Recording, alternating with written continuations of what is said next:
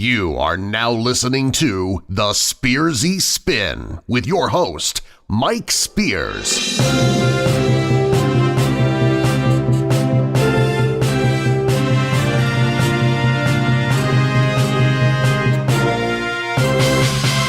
Donald Trump, the current sitting president of the United States of America, has been and continues to be the most severely attacked president in the press since Richard Nixon. Good evening, folks, and welcome to the Spearsy Spin, Thursday, June 1st and Friday, June 2nd, 2017. Well, there's no question that our country remains divided. The left and the right, the Democrats and the Republicans, the liberals and the conservatives. Each side sure of their beliefs and each side certain that the other side is wrong or wacky or whatever. There is also no question as to the hatred shared by many on the left towards Donald Trump. However, all of that changed yesterday and even stopped when Kathy Griffin, a stand-up comedienne and host of CNN's New Year's Eve show since 2007, decided to take a page out of the book of ISIS. Or should it be called Beheading for Dummies? As a professional person, Kathy Griffin decided to do a photo shoot, which of course would be fine if not for the fact that she was holding what appeared to be the decapitated head of Donald Trump, President of the United States. Oddly enough, as you know, the Spearsy Spin just last week covered the horrible and gory news story of ISIS in the Philippines, complete with horrible and graphic images of those people being beheaded by the terrorist group. So you can imagine as I sit here at my monitor in New York, and then all of a sudden this sickening picture of Kathy Griffin holding in effigy the bloody, bleeding, decapitated head of President Trump. I was immediately besieged with anger and then went into analytical overdrive to try and ascertain a theory for Miss Griffin's actions and her mental misgivings. Now, why bother with Kathy Griffin, you may say? Well, here's the answer. The picture you see is extremely graphic and certainly disconcerting, and it is my opinion that she is in fact suffering from a delusional dyspepsia. Now, delusional dyspepsia can be interpreted as acute depression. And depression is basically anger turned inward on many levels. So assuming that this is correct, and I'm pretty sure it is, would it be safe to say that a large portion of the U.S. populace is suffering from acute depression?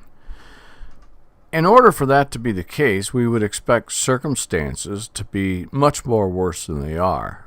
But for those who have other mental health issues, the problems within our country, combined with the problems of the world and the threat of terrorism, it is indeed quite possible that we are seeing firsthand the end result of wide-scale depression.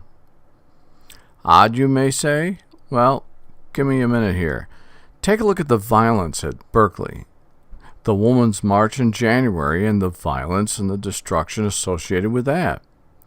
Take a look at the clashes between pro- and anti-Trump protesters. Violence, swearing, anger, police. Again, it's all anger and destruction, and that equals depression.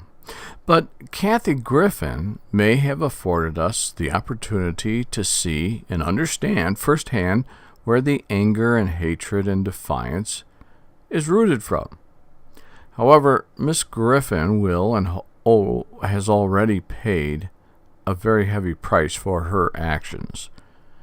Squatty Potty, and that's an American personal care company. They manufacture toilet accessory stools. They have fired Kathy Griffin because of the disgusting display of horror. She was an advertising spokeswoman for the company. Squatty Potty was founded in 2011 in St. George, Utah, by Bobby and Bill Edwards, along with Judy Edwar. Now, as of last night, CNN has also fired Kathy Griffin as a per diem guest spokesperson and as the New Year's Eve commentator. So I guess you could say that Kathy's career is now in the potty.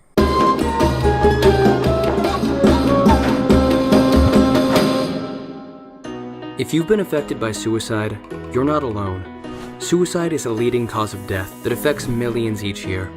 In most cases, it happens when stressful life events overload the coping abilities of someone suffering from a mental health condition. And the most common condition associated with suicide is depression, an illness that goes undiagnosed or untreated far too often. But the research is clear. Suicide is preventable if we work together.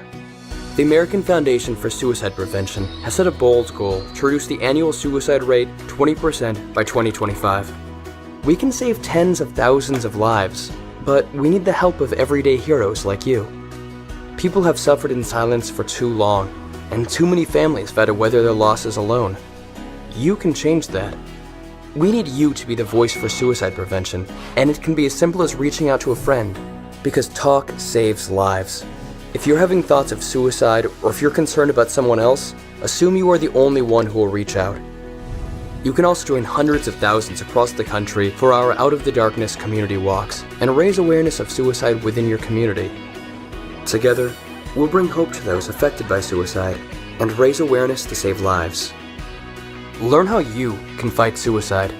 Visit afsp.org today.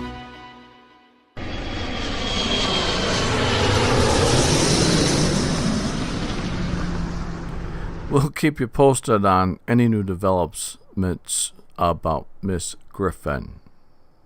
In the meantime, the nation's intelligence agencies have received subpoenas that happening as of last Wednesday, which is directing them to appear in front of the House Intelligence Committee. Also, the agencies are required to bring with them documents explicitly naming those responsible for exposing names from the Trump administration with regard to an intelligence gathering gone awry. Also subpoenaed are the three top officials of the Obama administration. They are Susan Rice, who was the former White House National Security Advisor, former CIA Director John Brennan, and former UN Ambassador Samantha Power. The subpoenas were served on the Federal Bureau of Investigation, the Central Intelligence Agency, and the National Security Agency, respectively. The hunt is now on for Obama-era aides who improperly demanded the unmasking for names of associates of President Trump that appeared in classified intelligence reports. These names were mysteriously leaked to the news media organizations.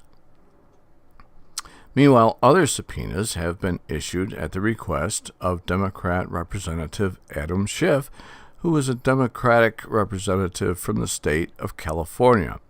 Now, sources have said there is unsubstantiated allegations of collusion between the Trump campaign and the Russian government. The case of Michael Flynn, of course, is ongoing, even though there doesn't appear to be any new evidence that would support wrongdoings by Michael Flynn. Flynn was the former White House National Security Advisor that was dismissed because he had misled Vice President Pence about private conversations Flynn had had with the Russian ambassador last year. Now, next on the list of subpoenas is Michael Cohen, President Trump's attorney. However, Cohen already denies participating in collusion with the Kremlin, but he will need to talk with Congress about this. However, now there is a new name that is now floating to the top of the conspiracy tank, with the inclusion of former UN Ambassador Samantha Power's name on the subpoenas, who will make her first appearance as the former UN ambassador in the controversy surrounding the Obama administration's unmasking scandal. There appears to be credible suspicions that Samantha Powers may have played a role in the unmasking of Trump's associates and cabinet members. Meanwhile, Susan Rice has denied any improper unmasking. However, President Trump personally believes that Rice has committed a crime. So far, no one on the subpoena's list have been formally accused. Meanwhile, the NSA, FBI, and the CIA are no longer cooperating with out-of-office inquiries, and it's doubtful as to whether they will show up at the time and place stated on their subpoenas. Meanwhile, questions have been raised with regard to President Trump's son-in-law, Jared Kushner, who supposedly attempted to establish a back channel between Russia and Donald Trump's presidential transition team. Well, a good question to ask is, what is back channel diplomacy? Well, this is a high-level communication that is established between governments that bypass formal channels. These communications provide a more relaxed conversational atmosphere between leaders of different countries. Now, it is rumored that Kushner spoke to Russian Ambassador Sergei Kislyak about opening a line of communication to explore options as the new administration developed a Syrian policy. In Syria's civil war, Russia has backed President Assad, while the United States has supported anti-Assad rebels. But to what extent is Kushner's actions with regard to complicity with alleged Russian meddling in the U.S. election that has fed accusations of the Trump's campaign's collusion with Russia? The FBI is and has been investigating this matter. At any rate, contacts between a new transition team and foreign diplomats are normal. What is not normal, however, is using communications to avoid FBI and NSA surveillance. So, there you have it. We have everyone investigating anyone and each other. We have a comedienne holding a bloody, decapitated head mask of President Trump in effigy on national television.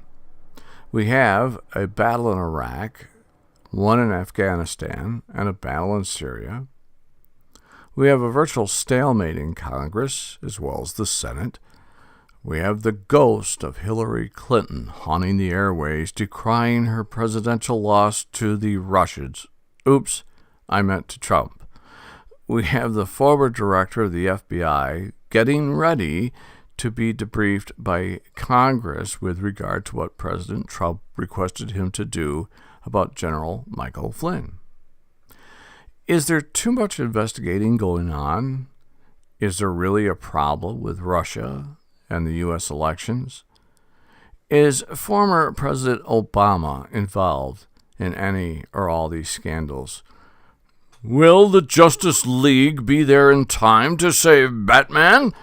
Wait, oh, sorry. It's just that this is so much like cartoon TV, I guess I got carried away. Lastly, ask yourself this. If Kathy Griffin had held up the decapitated head of Barack Obama in effigy, what do you think would have been the outcome?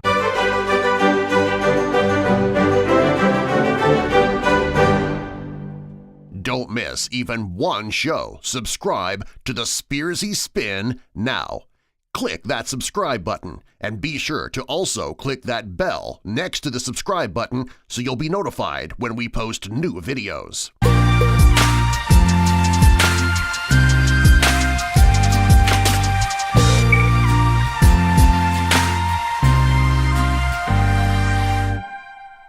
Well, we'd like to know what you think, so please visit us at thespearsyspin.blogspot.com and leave us your thoughts. Now, before I sign off this evening, I wanted to thank everyone who met and greeted my brother Norm here over the last several days. My brother was here visiting from the state of California, stayed with me for a couple of weeks. Of course, Brother Norm is retired from the United States Marine Corps. He spent the last couple of weeks here kicking around with me in New York, and just having the time of our lives. He made a very long trek from Kansas, actually drove up, and we met a lot of people, had a lot of fun, a lot of laughs, but also many thanks to Linda Spear and her gracious husband who invited Norm and I onto their farm for a great day of fishing. Thanks, guys. Also, thanks to Brad Carter over there at the Shango General Store. My brother and I enjoyed seeing all the fishing lures, ammo, and of course, all the guns. Brad, who's also a Marine veteran, had lots to talk about with Brother Norm. If you need ammo, fishing tackle, gun repair, or you just want to look at some long guns or pistols, then please visit the Shango General Store in Shango, New York on Route 19. It just might be the place you're looking for. As always, folks, thanks for being with us. Thanks for all the kind words, and we will see you all on Monday. Have a great weekend. Thanks for being with us today. Until next time.